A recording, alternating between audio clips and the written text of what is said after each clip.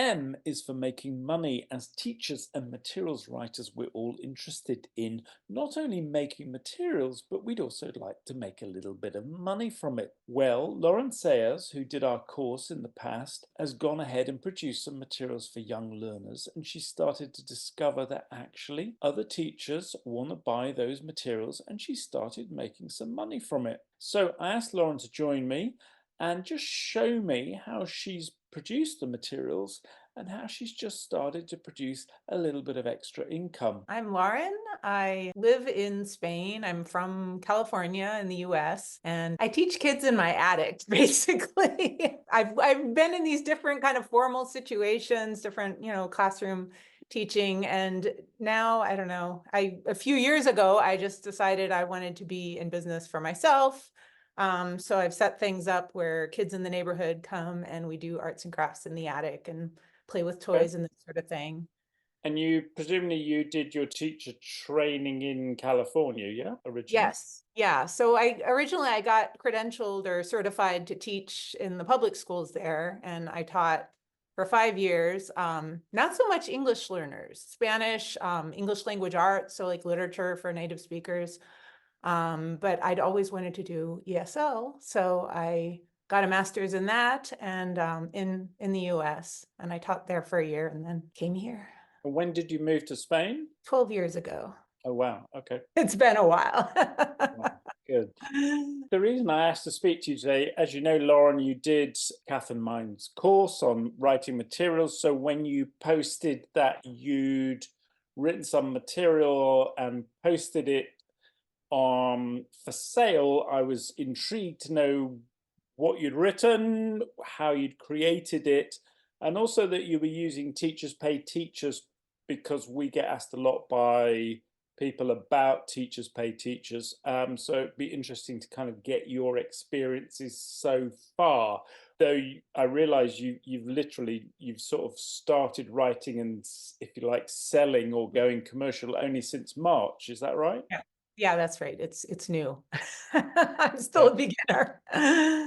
So do you want to start? I suppose the best place to start is to describe what the material is, who it's for. Okay, yeah. So I mainly focused on teaching children. So these are materials for children, kind of primary range, maybe beginning of secondary.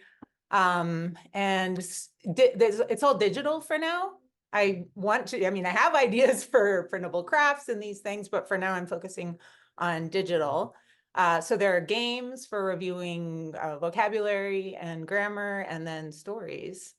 And it's got audio, it's got images, and yeah, it's a lot of fun. Okay, well, should we take a look? Okay, let's just start by talking about the platform you're using, because this will be new to lots of people, I think, something called boonlearning.com. Can you tell us what this platform is, because you're much more familiar with it? Sure. So it's an American platform, but teachers can access it from all over the world. And it's they call them digital task cards. So decks of digital task cards, which basically means almost like I don't know, a PowerPoint deck or something like that. But the students can go through and interact with each page. So you can do games. Like I said, I also do stories, and teachers sell it and teachers go on there and look for, oh, I need an activity for, this. So you can create the material in the platform, but then you also sell it from the platform, yeah? I mean, people come Yes. and buy it from the platform. Okay, right.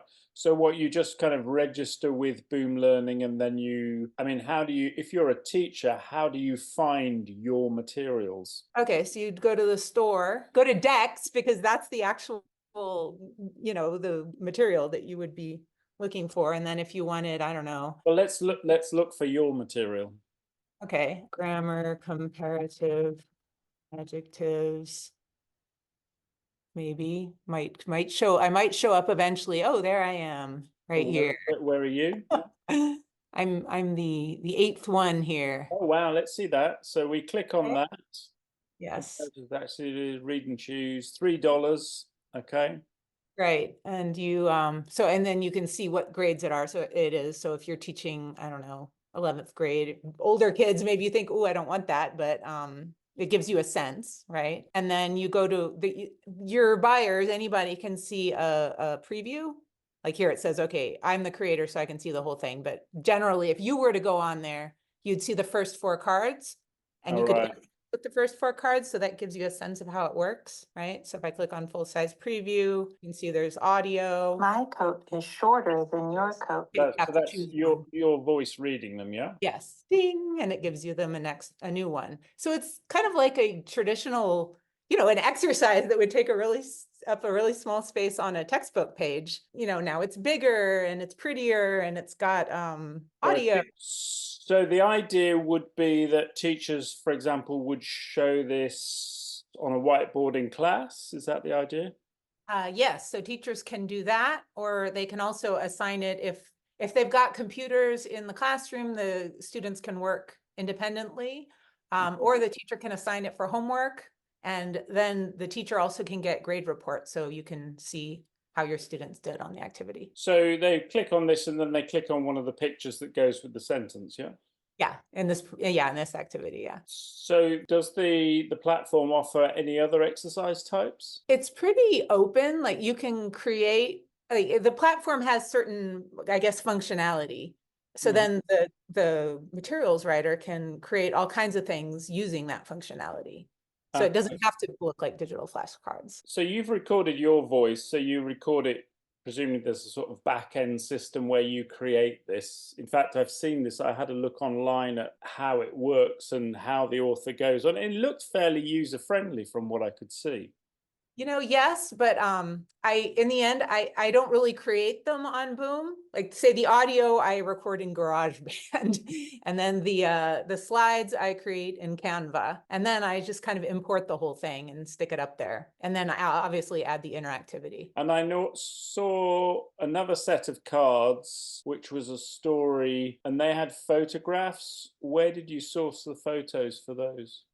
Some from Canva and some from Deposit Photos. Actually, can we switch over to the other photos that you posted? Okay, so we're now looking at Studio, which has all the decks you've created so far, yeah? Yes. And what's the point system? Oh, it's a way, it roughly corresponds to dollars, but I guess they use this because, they get their commission. So maybe I sell it for 350 points, but I actually get, $3.25 from it or something. So yes, I'm looking for have a bunch of stories in here. Here's the one This one, Sisters in the Snow, is the one that I downloaded. Yes. Okay, so we're looking now at the kind of your back end bit where you can work on this and edit and create, yeah? Yes. And sorry, so the photos in this story that you've got here that go with this story, where did the photos come from? Deposit Photos. Okay. Yeah. Right.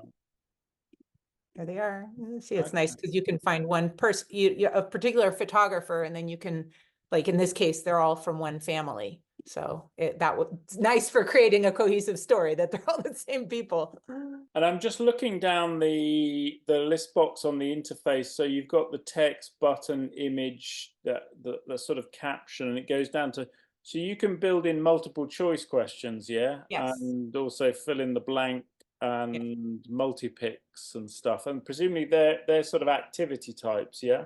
That you can then send to students. Although, I mean, and like I said, it's quite flexible. So once you get to know it, you don't have to, like, I've never used this multi-picks or multi-choice because you can make it, this will kind of, so maybe a starting point that gives you a template, but then later on you end up being able to just kind of do it however you want. So that's Boom Learning, and people can go along and look at that themselves and work out how exactly it works. Dare I ask, I mean, I know you only started in March, how are sales looking? Like, are you finding that you're selling stuff? Yeah, actually sales are quite good. I mean, it's true that, yeah, I kind of am, but it's true that they're not, they're not worth a lot, right? It's, $1.50 to $3.50 or something. But it's neat it's kind of gratifying that I get these notifications like, you've just sold a product. So it's encouraging to keep it up, to build to the point where actually I could be making some decent money, hopefully. Sure, no, it looks amazing. But What was in, because people can buy it from Boom Learning, and now you've posted it on Teachers Pay Teachers. Teachers Pay Teachers gives you your own basic store. Can we just see the top? So you've called yourself English with Imagination, yeah? Yes. So that when you set up with TPT, you get your own little kind of mini website on it. And then if we scroll down, tell us about how you describe your product. Okay, so here's my description. I try to talk about, yeah, how you can use it in the classroom, what's included, a little bit of my rationale for making it, why I've found it useful, a description of what boom cards are so that people know that they are going to have to go to another website and it's not just, downloadable and use it straight away. Oh, and that you can put a click here for an interactive preview, and that takes you to the. Do you have to create that preview, or it creates it for you? No, Boom creates it. What I do have to create though is, and what this also comes into the tips for putting it up and selling it and making people want to buy it, is I think this is called the product cover. So I do these in Canva also. So you kind of show what they're getting and being consistent, right? So once you play around and come up with something that you feel like, represents yourself, and then you just use that for all of your products. So that's handy. And then putting up, these are thumbnails. So I try to put what I think are some of the things that are special about it. Like with this fairy tale bundle, I say, okay, well, they've got audio because I feel like that's important. Photo illustrations, because a lot of things have this cutesy babyish clip art that I hate. And I think some of my students would hate that too. So I feel like the photos are an advantage, and the adapted text. So those are kind of my selling points to make people want to, say, oh yeah, that my students would benefit from this and buy it. That's really, really interesting. I think lots of people will be interested to see that you're actually making some money out of this. Everybody writes materials, but to then just turn it into, and from what you've said, you haven't done too much so far. I mean, there's a lot more marketing you could be doing in a way. Sure. But just as a starting point, I think it's really interesting. So what are your plans next? Just to do more of the same, or? Oh my gosh, I have so many plans. I've got ideas coming out of my ears. Okay. I mean, continue with, there's still more stories that I have that I'm, working on. So there's that. And then continuing with again, there's so many grammar points that I teach, that I work on with my kids, where I've already got things kind of half made. So turning those into more boom cards. And I guess other than then I think about also, well, some of these stories I could translate into Spanish or activities, because I know a lot of English learners, at least in the States, like they're developing their Spanish literacy alongside their English literacy. So I could do that. And then my crafts, I've got all these crafts. So that will be when I start selling printables. Yeah. So maybe you don't need to sell printables. Maybe the digital format is just the way to go. I wonder if you actually need the printables at all. I don't know. Yeah, I try to just focus. I prefer to just focus on one thing at a time. So I take a sort of a structure, a way of, like I was doing the crosswords for a while, and then the stories for a while, and then I'll just stick with that for a while. So the kind of the same thing with the digital. I'm just going to stick with the digital for a while, and then maybe I'll move into something else. Brilliant. Thanks very much for talking to me, Lauren. Oh, you're welcome. Thanks for having me. Thanks very much, Lauren, for sharing some secrets with us of how you're creating materials, but also making some money. If you've got questions for Lauren, she'd be happy to hear from you. Why not post them in the comments with this video? And perhaps you've found ways of making money from your materials as well. Maybe you've used Teachers Pay Teachers or Boom Learning or some other sites. Why not let us know? We'd be really interested to hear from you.